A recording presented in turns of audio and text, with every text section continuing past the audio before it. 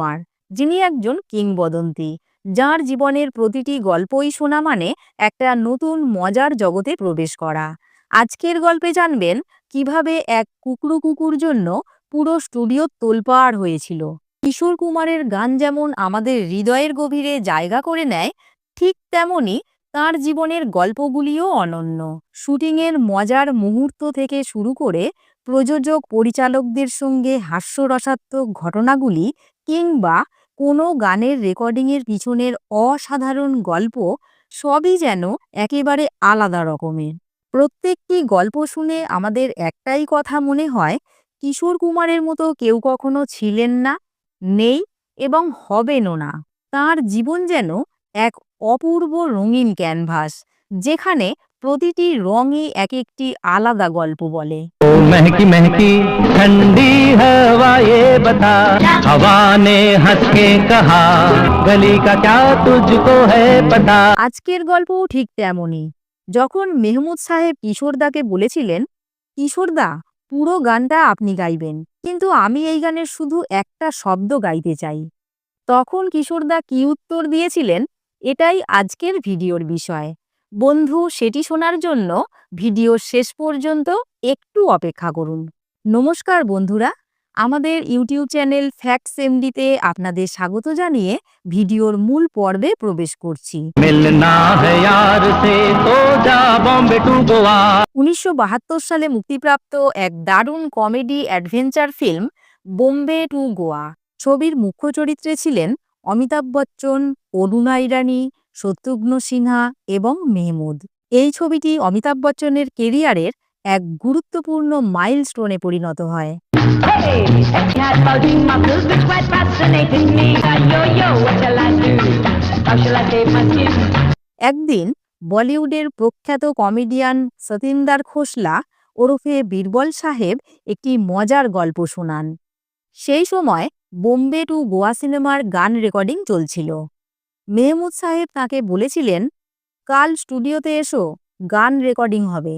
পরের দিন বীরবলজি স্টুডিওতে পৌঁছে দেখেন স্টুডিওতে রেকর্ডিংয়ের জন্য সব কিছু রেডি।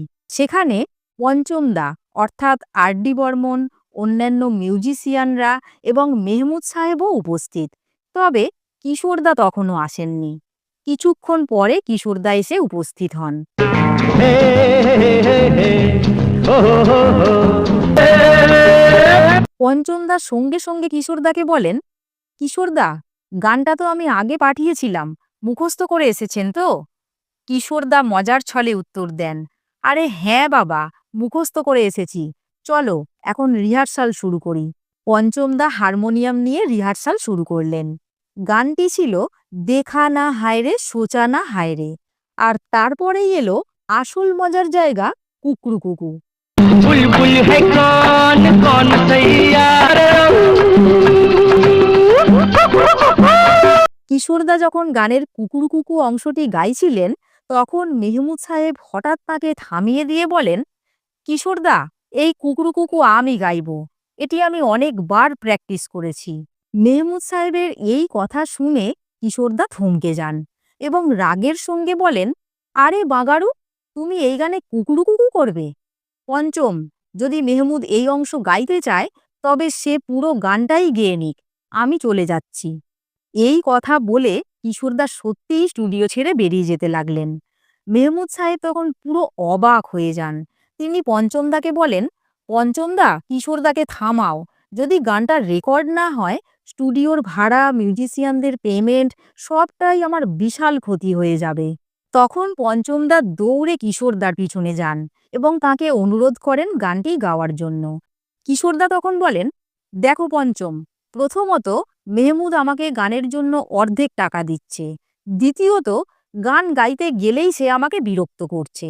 যদি এতই সে গাইতে চায় তাহলে পুরো গানটাই গেয়ে নিক। घर पे चले खा के कसम आया दीवाना यहाँ।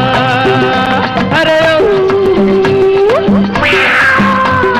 মেহমুদ সাহেব তখন নিজেই এসে কিশোরদার কাছে ক্ষমা চান। তিনি বলেন, দাদা গানটি আপনিই গাইবেন, আমার আর কোনো দাবি নেই। তখন কিশোরদা বলেন, ঠিক আছে আমি গানটি গাইব, তবে একটা শর্ত আছে। গান রেকর্ডিংয়ের সময় তুমি স্টুডিওতে থাকবে না। মেহমুদ সাহেব কিশোরদার কথা মেনে নেন। তিনি মজার ছলে বলেন, আমি শুধু স্টুডিও ছেড়ে যাব না, পুরো এলাকা ছেড়েই চলে যাব।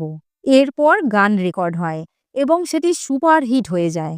हे देखा न आए रे सोचा न मुंह में तेरे निकले मेरा दम कातिल है कौन खाके कसम। গান রেকর্ডিংয়ের এই মজার ঘটনা প্রমাণ করে দেয় কিশোর কুমার আর তার গান এবং তার জীবনের প্রতিটি গল্প যেন আমাদের সোনালী দিনের সুরে মোড়া। বন্ধুরা, আজকের গল্প আপনাদের কেমন লাগলো তা জানাতে ভুলবেন না। এতক্ষণ আমাদের সঙ্গে থাকার জন্য আপনাদের আন্তরিক ধন্যবাদ। বন্ধু, মনে রাখবেন, প্রতিটি ভিডিও মানে এক একটি নতুন তথ্য। তাই সকল তথ্য জানতে নতুন ভিউয়ার্স হলে চ্যানেলটি সাবস্ক্রাইব করে অল নোটিফিকেশন বাটনটি অন করে রাখুন। শীঘ্রই ফিরে আসছি পরবর্তী ভিডিও নিয়ে। সবাই ভালো থাকবেন। मेरे ये गीत याद रखना, रोते हंसते कभी अलविदा ना कहे।